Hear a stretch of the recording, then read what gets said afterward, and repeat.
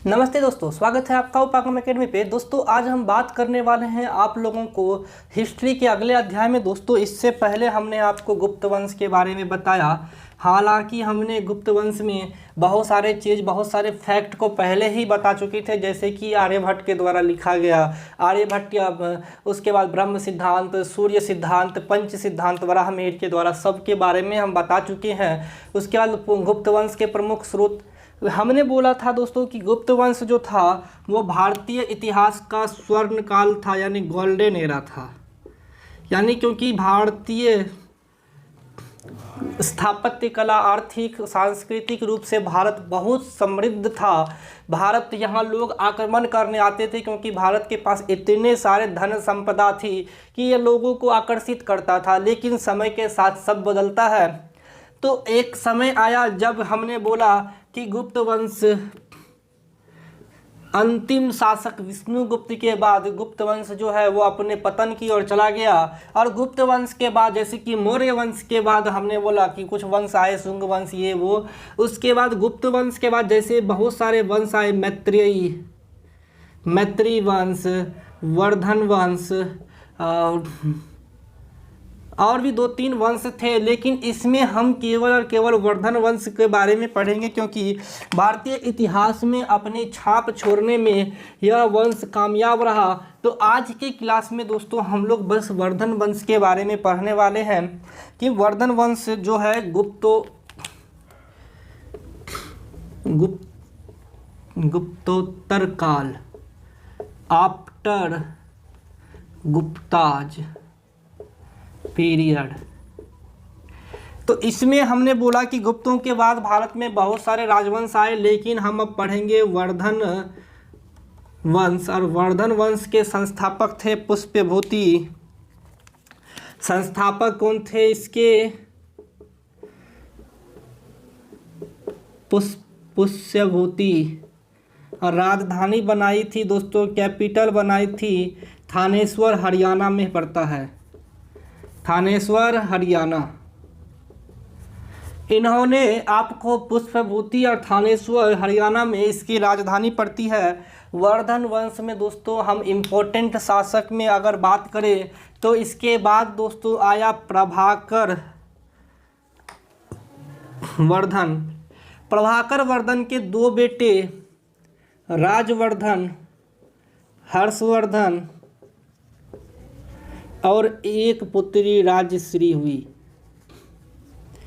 प्रभाकर वर्धन के 2 बेटे राजवर्धन, हर्षवर्धन और एक बेटी राजश्री हुई।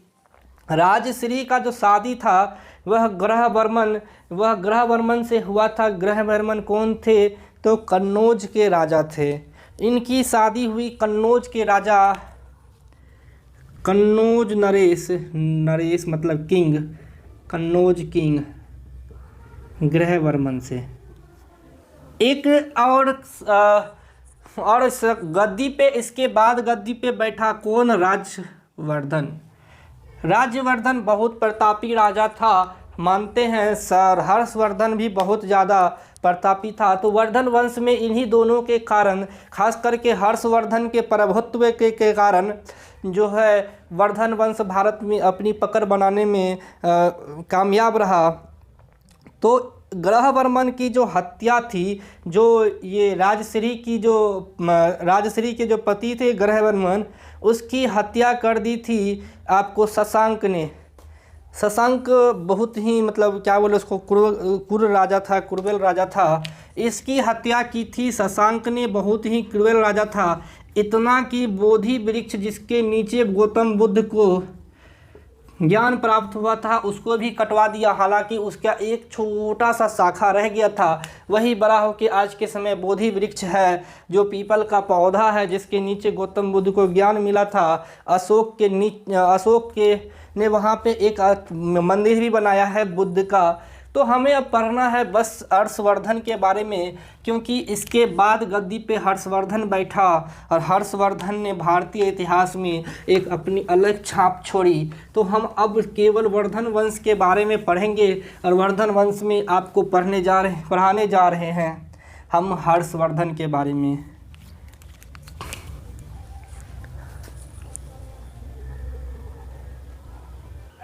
तो अगर हर्षवर्धन की बात करें तो दोस्तों बहुत ही कम एज 16 वर्ष की गद्दी में 16 वर्ष की आयु में गद्दी पे बैठा था दोस्तों, सिंहासन संभाला था, क्योंकि राजवर्धन की मृत्यु के बाद सिंहासन संभालने वाला कोई नहीं था।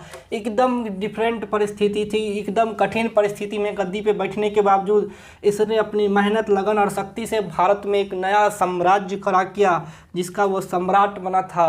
हम सम्राट के बारे में बात करेंगे। इसके समय चीनी यात्री हेंगसांग आया था, फाइयान आया था, आपको हमने बोला था, याद है? फाइयान के बारे में देख लेना।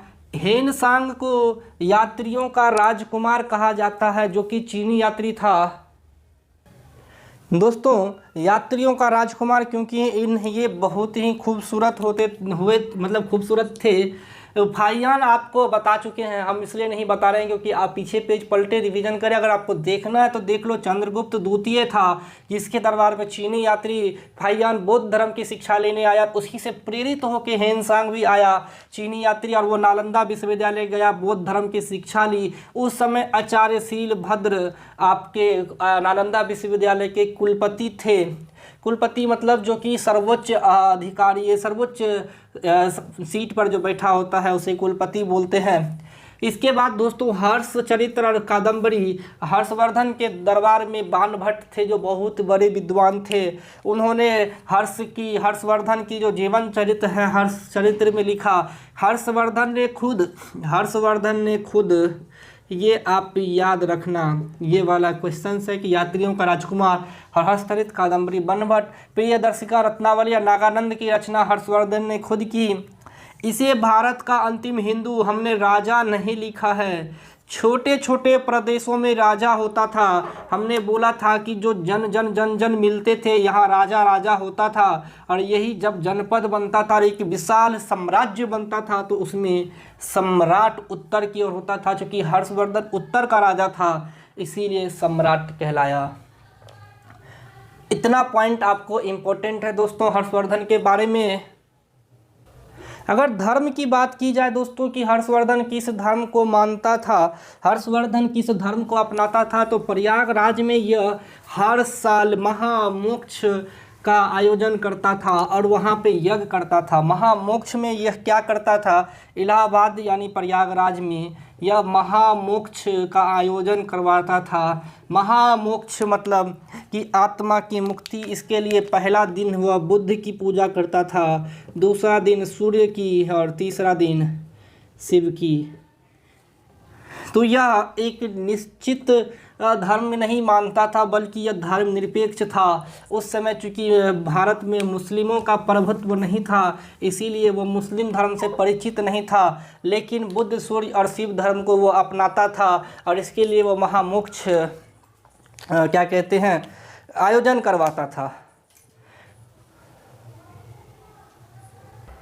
दोस्तों आज के वीडियो में हम एक लास्ट क्वेश्चन बताने वाले हैं। आप लोगों ने बहुत दिनों से लोकपाल अन्ना हजारे के आंदोलन से ही सुना होगा। ये लोकपाल बिल के बारे में होता क्या था कि अगर आप कोई भ्रष्टाचार के काम करते हैं तो एक लोकपाल अधिकारी होता है जो कि आपको उससे रिलेटेड जितने भी जानकारियां हैं देता है और उससे रिलेटेड सज़ा भी देता है।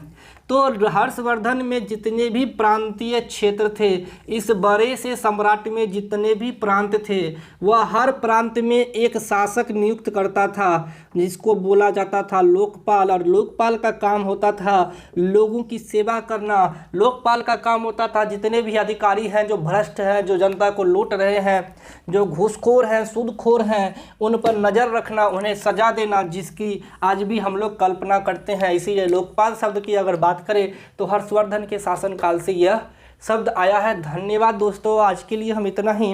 अगले क्लास में हम दक्षिण भारत के प्रमुख राजवंश पढ़ाने वाले हैं।